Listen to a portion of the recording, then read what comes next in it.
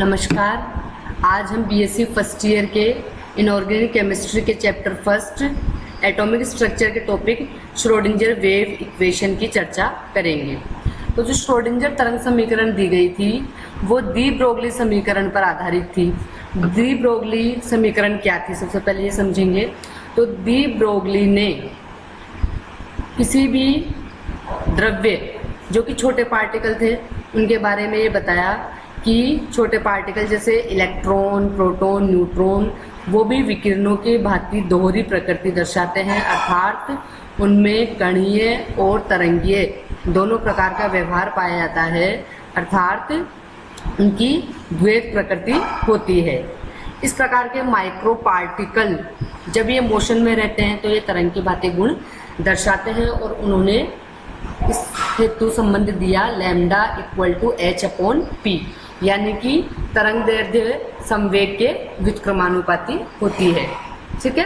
तो ऐसी निकाय जिसकी ऊर्जा समय के साथ परिवर्तित नहीं होती है उनके लिए श्रोडिंगर समीकरण को किस प्रकार से दिया गया, H cap psi equal to E psi, जहां पर एच कैप है हैमिल्टोनियन ऑपरेटर जो कि एक मैथमेटिकल ऑपरेटर है और ये सिस्टम की टोटल एनर्जी से रिलेटेड है, साई यहाँ पर वेव फंक्शन है एंड ई जो है वो टोटल एनर्जी है किसी भी सिस्टम के लिए। अब जो किसी भी सिस्टम की टोटल एनर्जी है वो क्या है, उसके जो अपरमाणविक कण यानी कि इलेक्ट्रॉन और नाभिक की जो काइनेटिक एनर्जी है और इलेक्ट्रॉन्स एंड जो नाभिक है उनके बीच में जो आकर्षण और प्रतिकर्षण बलों से संबंधित होती है टोटल एनर्जी। अब इलेक्ट्रॉन के व्यवहार को एक तरंग समीकरण के रूप में प्रदर्शित किया गया जिसे ही श्रोडिंगर समीकरण कहा जाता है, जो ये है आपके del square psi plus 8 pi square m upon h square E minus V into psi बराबर 0, जहाँ डेल स्क्वायर लाप्लासियन ऑपरेटर है, साई वेव फंक्शन, एम जो है वो पार्टिकल का मास है, यहाँ पर ई जो है वो एनर्जी है टोटल एनर्जी एंड वी जो है पोटेंशियल एनर्जी है यहाँ पर। ठीक है।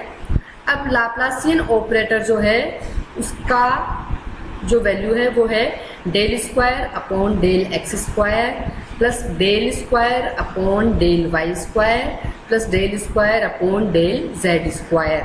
अब लाप्लासियन ऑपरेटर की जो वैल्यू है श्रोडिंगर समीकरण में रखेंगे तो श्रोडिंगर समीकरण का विस्तृत रूप क्या निकल के आएगा,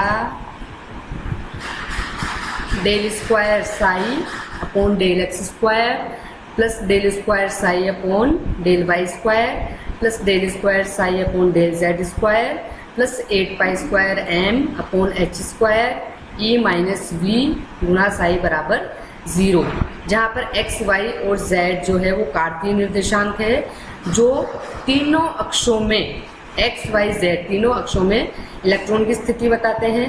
एच यहाँ पर प्लांक कांस्टेंट है जिसकी वैल्यू क्या होती है 6.62 गुना 10 to the power minus 34 joule into second. M या इलेक्ट्रॉन का मास हो गया, E total energy and V जो है वो पोटेंशियल एनर्जी की चर्चा करता है। साई यहाँ पर वेव फंक्शन है जो कि इलेक्ट्रॉन तरंग के संभावित आयाम को बताता है। साई जो है वो इलेक्ट्रॉन तरंग के एम्पलीट्यूड के बारे में बताता है। ठीक है। अब देखो तरंग फलन यानी कि साई और उसके वर्ग की सिग्निफिकेंस की चर्चा करेंगे अपन। तो तरंग फलन यानी कि वेव फंक्शन पर कुछ रेस्ट्रिक्शंस लागू कर देने के बाद में जो वेव फंक्शन के मान प्राप्त होते हैं वो भी एक्सेप्टेबल वेव फंक्शन कहलाते हैं और ऐसे वेव फंक्शंस को अपन वेल बिहेव्ड वेव फंक्शन कहते हैं। यानी कि वेव फंक्शन तरंग फलन पर कुछ ऐसे प्रतिबंध लगा दिए जाए जिसके बाद में जो मान प्राप्त होते हैं वही अपन को स्वीकार्य होते हैं और इन्हें अपन सुआचरित वेल बिहेव्ड वेव फंक्शन कहते हैं।